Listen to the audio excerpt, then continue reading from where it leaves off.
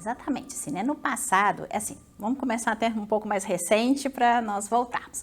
Tradicionalmente, principalmente do século XIX para cá, né, por dois livros, né, o Dickson e o Wright, nós tivemos dois livros que começaram a descrever que ciência e religião foi uma coisa que sempre manteve um conflito ao longo da história.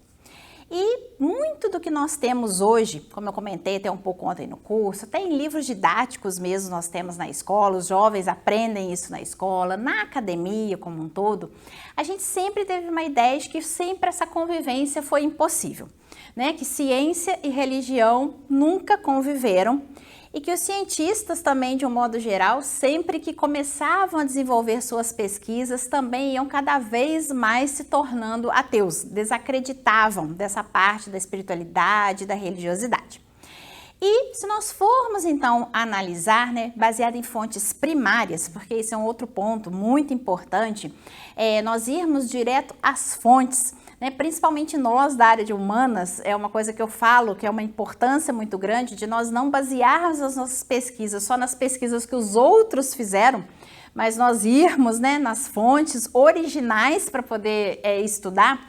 Então, quando começaram, né, a olhar essas fontes originais, viram que, na verdade, esse conflito foi muito menor do que, na verdade, nós acreditamos atualmente.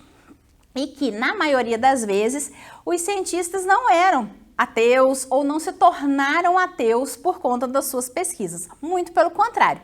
A grande maioria deles, sim, achava que eram instrumentos da divindade ao estudar o mundo. Ao mostrar para o mundo o resultado das suas pesquisas, eles estariam também demonstrando a obra divina. Então, é uma questão que chamou muito a atenção, né? Até essa questão de que muitos cientistas teriam morrido, né, pela Inquisição, queimados, por conta das suas pesquisas científicas, e novas descobertas, então, vieram mostrar que não, que na verdade outras questões, né, envolveram esses conflitos, mas não propriamente os conhecimentos científicos desses pesquisadores. E outra coisa que é importante também a gente frisar, a questão do que a gente considera como cientista e como religioso. Né? Essa noção do cientista é muito uma noção que a gente tem também do século XIX para cá, do que é o cientista, que a gente pensa que é aquela pessoa que vai para o laboratório, que investiga, né, que faz né, um conhecimento, uma ciência dura, bruta, né, aquilo que a gente chama. Só que, na verdade, né, a maioria antes eram muito filósofos naturais, né, eles eram estudiosos. Então, até mesmo esse conflito de dizer que ciência e religião não se davam, até também é uma questão de um anacronismo histórico do próprio conceito do que era um cientista.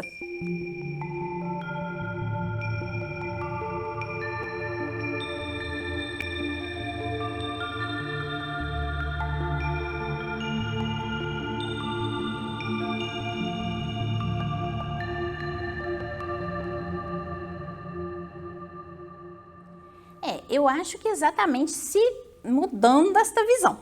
Né? Acho que é um processo, por isso que a gente está tentando trabalhar nessa área, né, de trazer, igual, né, o resultado ontem no curso foi interessante, que no final uma pessoa me disse, olha, eu nunca tinha ideia de que isso acontecia, né, de que a ciência e a religião não eram eternas inimigas e que sempre brigaram e que seria impossível a convivência. Eu acho que isso vai ser, né, na base da formação dos professores, por exemplo, de começar a entender que esse conflito, né, não foi e não é do jeito que sempre nos foi passado, e isso começar a refletir nas salas de aula. Claro que assim, é muito difícil nós, enquanto historiadores, assumirmos uma postura religiosa dentro da sala, né, ou de defender esta ou aquela religião ou aquela visão. Mas essa visão mais universalista e no sentido de dizer mesmo, olha, porque os alunos, de um modo geral, né, eles têm essa ideia de que a religião é sempre má, que sempre perseguiu as pessoas, né, queimavam as pessoas, destruíam as pessoas, ninguém podia pensar contrário. Então, eu acho que à medida também que os alunos, né, forem tendo esse tipo de conhecimento, de que eles conviviam, de que esses cientistas muitas vezes se viam como instrumentos, né, de Deus, no sentido, né, dos resultados das suas pesquisas, eu acho que vai também desmistificando essa ideia de que religião é sempre má, ciência é sempre boa e que é impossível a convivência. Então, eu acho que vai ser agora aí, com o passar do tempo e isso chegando às salas de aulas para os alunos.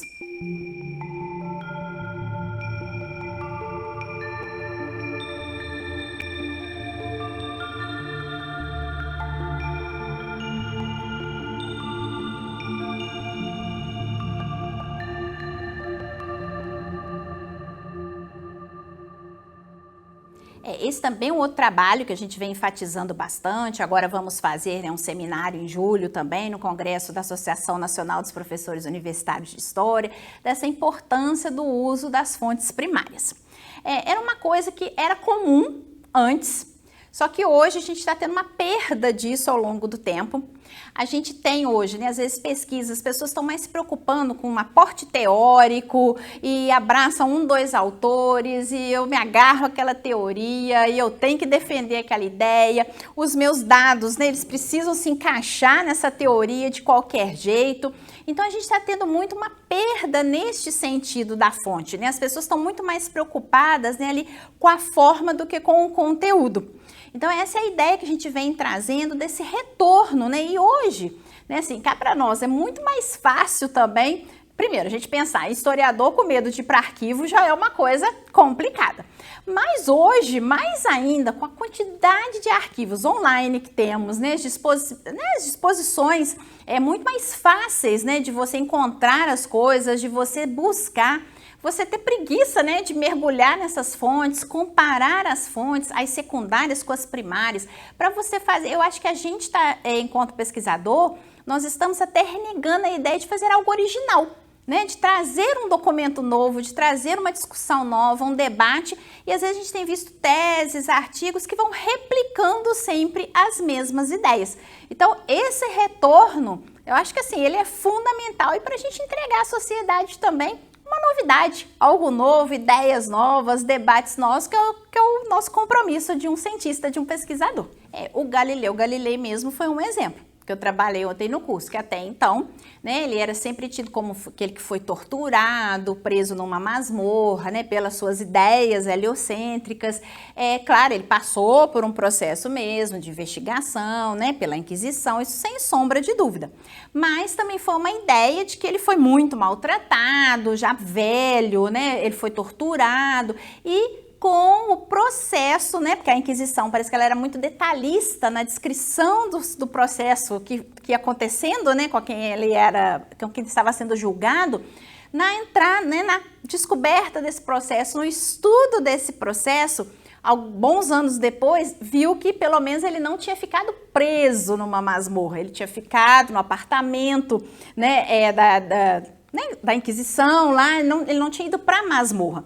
No século XIX, descobriu que ele não tinha sido torturado fisicamente, que o conceito de tortura que estava descrito se encaixava mais uma tortura psicológica, que não é boa, lógico, mas não tinha sido uma tortura física.